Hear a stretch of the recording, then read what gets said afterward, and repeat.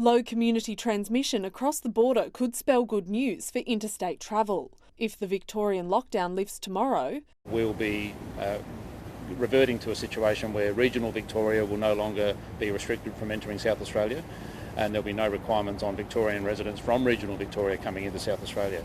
And if there are no more cases of community transmission, then we'll also be in a position by the 25th of February to lift restrictions for the Greater Melbourne area. But COVID tests would still be required.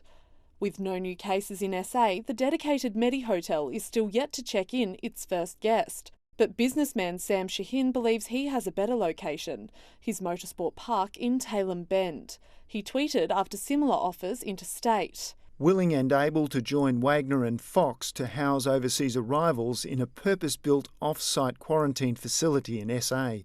Can have infrastructure and airstrip ready in weeks.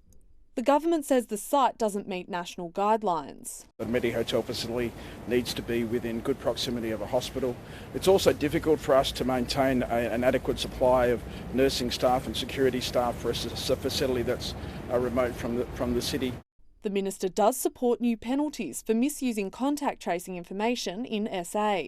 He says the electronic data is secure, but people filling in paper sheets may be exposed.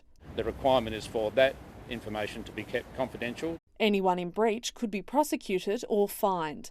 Dana Morse, ABC News, Adelaide.